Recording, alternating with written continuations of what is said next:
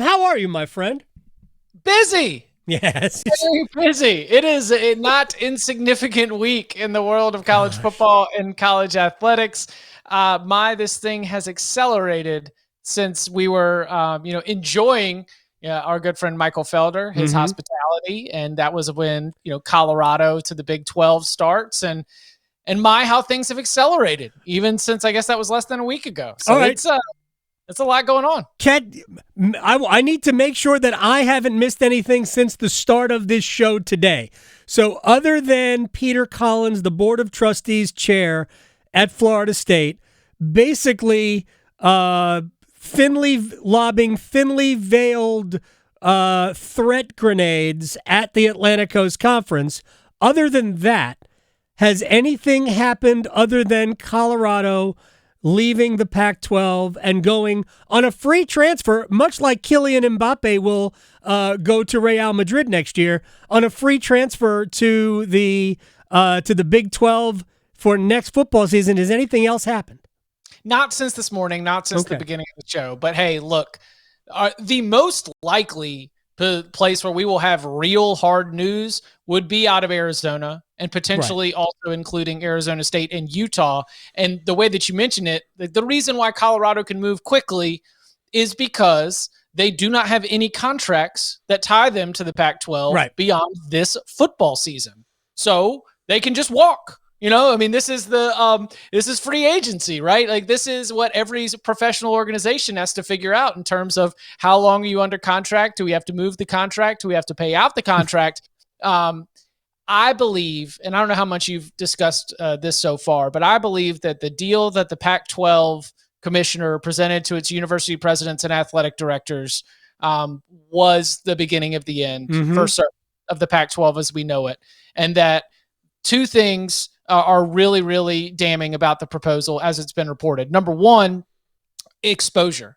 It is you're creating a hurdle to be able to find these games. And I know that there was an inclusion of maybe ESPN and Fox get a few marquee games along the way, but as sports fans, we are programmed to go to a few different places to be able to find our favorite sporting events.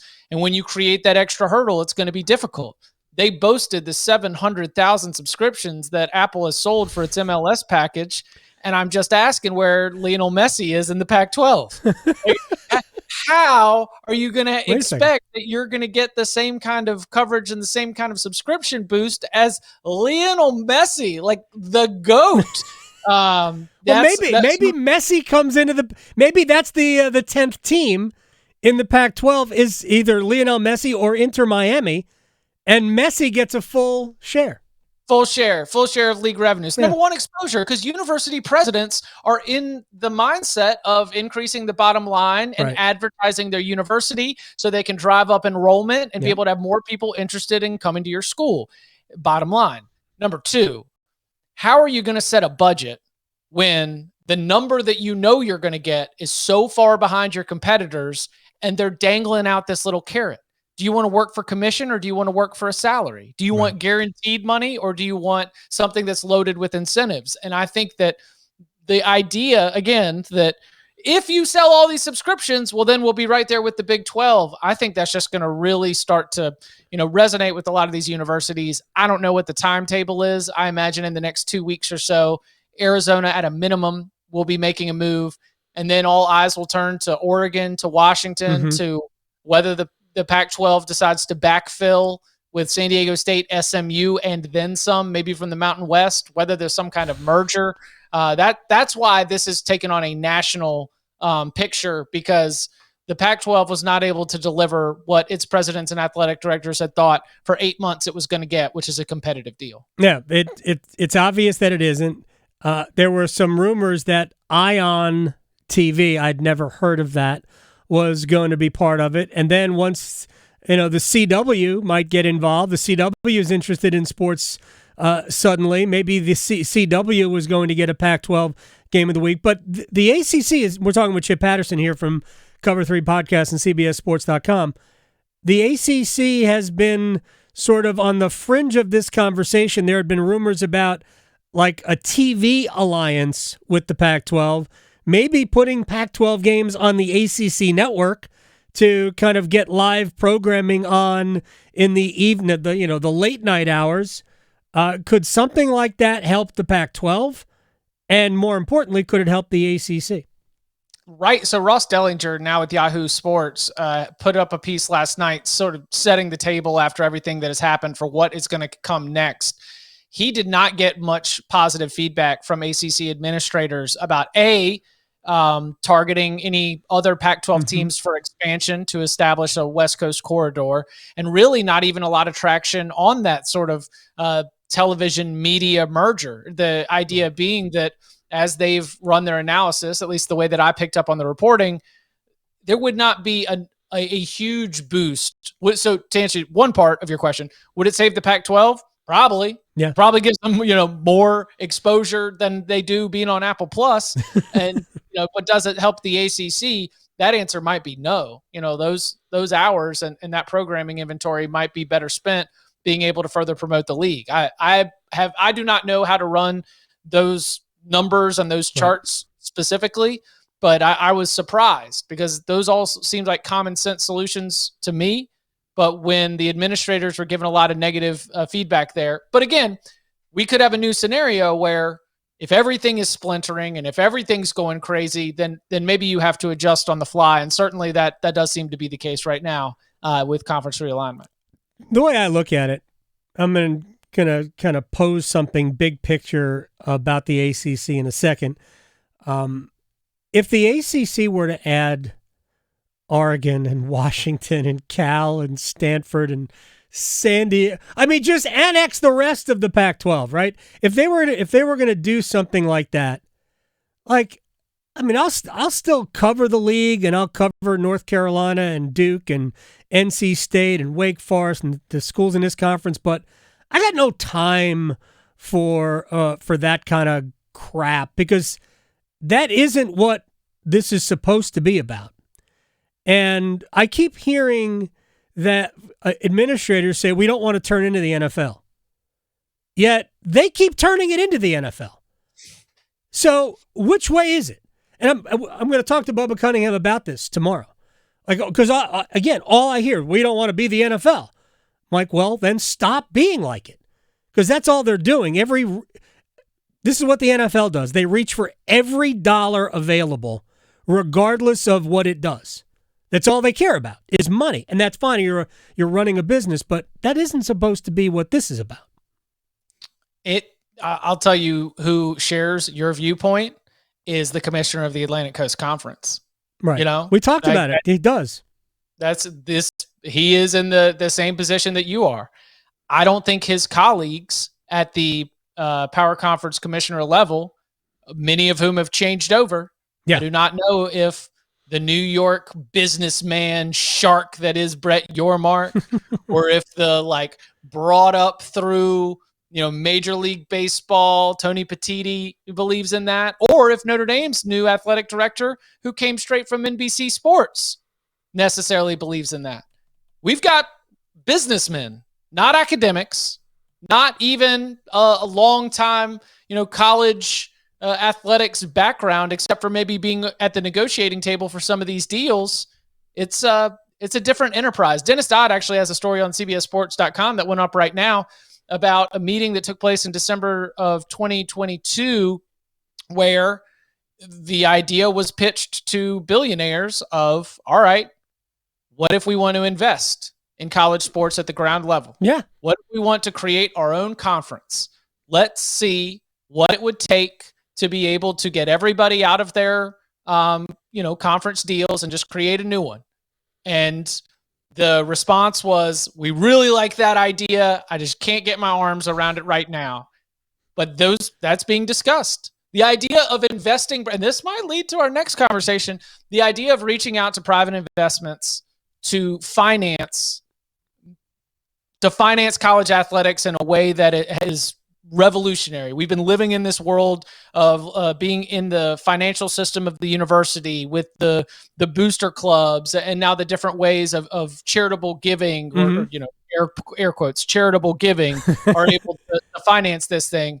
And there are high level discussions about ways to invest privately in college athletics in a way that it would totally remove it from the university financial system. I want to ask you about actual football in a second, but I brought this up sort of as a joke, but not really, at ACC Football Kickoff, and I brought it up in a casual conversation with Jim Phillips and then in an interview.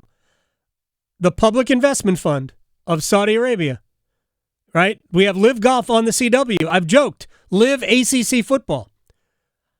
I mean, why not? So maybe it's not the Public Investment Fund, right? Maybe it's some other private equity fund. Maybe was a Clear Lake. Todd Bowley, doesn't he own part of Clear Lake or own Clear Lake, the owner of Chelsea? I mean, that guy's got billions upon billions of dollars. What if they decided to underwrite the Atlantic Coast Conference? Here's $100 million per school per year. Boom, done. Yeah.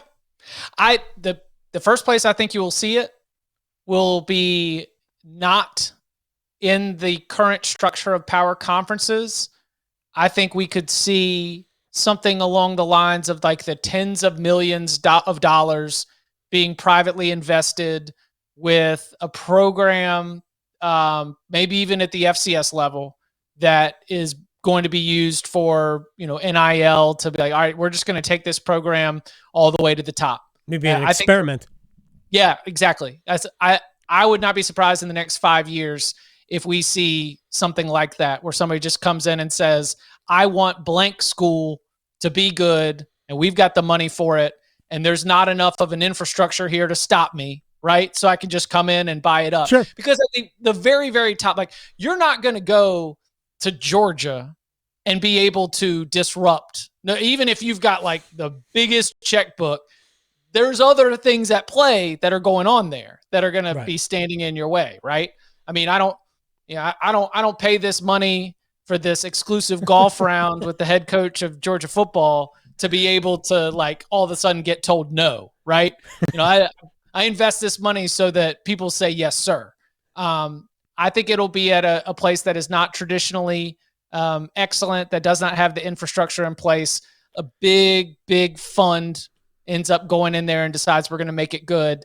And that's probably where I think you'll see it first. As a conference, you just described the ACC, Chip Patterson. All right, I'm just going to tease what I'm going to talk about after I say goodbye.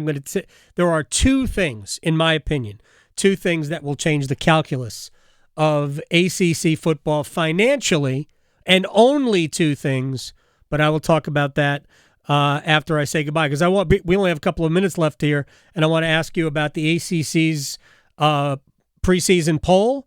And I know it's not a surprise that Drake May was voted the preseason player of the year, but I do think it's a surprise that Riley Leonard got a vote for that. And I mean, seriously, I love Riley Leonard, but a vote for preseason player of the year. And the fact that Duke had 3 players on the first team preseason is somewhat surprising. But your thoughts on that and the poll?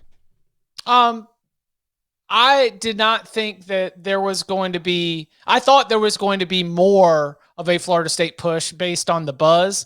It seems like the closer you are to the ACC, the more that you have it 1 and 2 and not 1A, 1B, right? We go national, like we look at Lindy's, we look at Athlon, we look at Phil Steele, we look at all the other things. They've even got Florida State ahead. Florida State in the 8-9 range, Clemson around 11. Not the case. Phil Steele's got Clemson number 2, actually, in one poll. Spoke to him a few weeks ago, right?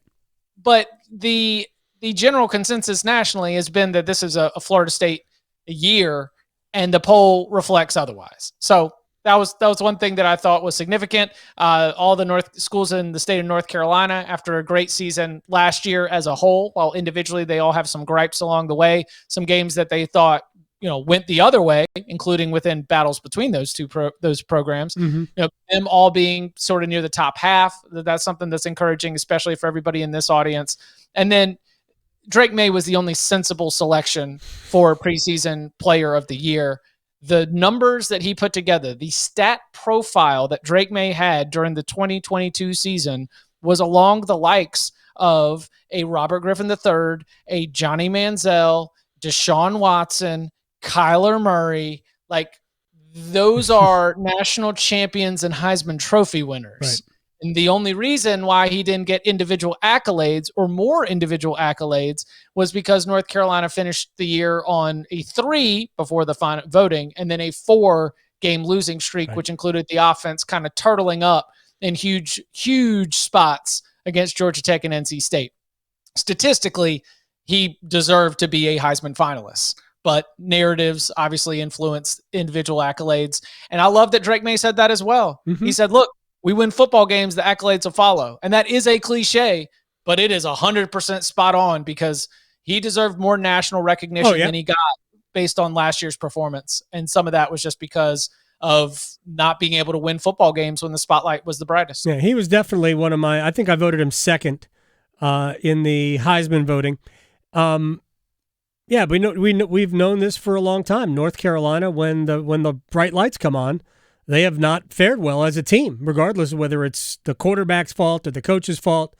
They just, whether they don't have, I heard somebody say they might not be mentally tough enough as a team. And look, I think that can be a harsh statement, but yeah, I don't know what you point to say that team isn't good enough in the moment, but they have not met the moment at all. Yeah. So I've changed because there is evidence there, but on the human level, I've changed my tone to like they don't finish well because that feels more tied directly to the result. Because to assume that you are, which you could argue is mental toughness, but for 18 to 22-year-olds are putting their bodies on the line and going through the off-season workouts and like getting crushed every single Saturday. The idea there is a level of mental toughness that I do not have. Just to show up on game day. Show up and play football at that level. So the reason why I had that reaction is the way that I talk about this sport and the human beings that are playing it, I'm trying to come up with different ways to phrase it because just to play has some level of mental toughness. But you were right. North Carolina has to finish strong. And dadgummit, if they don't have the finishing power, then you're going to have 2 losses at the end of the season at Clemson and at NC State. So they've got to reverse that trend for sure. Does Justin Thomas get inside the top 70, which means probably a top 15 finish at Wyndham? No. Yeah, Do you think so? No, I don't think so, but he's still on the Ryder Cup team. Chip Patterson. I'm not going to talk about the board meeting? I've got good juice. Yeah, it's if Tiger wants to be involved in the PGA Tour. No. I was talking about the Florida State board meeting. Oh, say that again? Oh, no, okay. I'm out of time. What give me something about Peter Collins. Real quick. So he's sending up a flare. He is trying to get dance partners. They don't I came into this being like, "Oh no, are we going to have a Florida State to the Big 10 like emergency podcast this week?" And I think that answer is no. But I do think that what's said at this board meeting is going to be very specific, almost scripted, and it is trying to get dance partners to come and join them. Yeah, to the point where they dissolve the entire league so they don't have to come up with paying all that money. So, but there's a lot of money going to change hands. I'll talk to you again very soon, Chip. All right, sounds good. Y'all be well.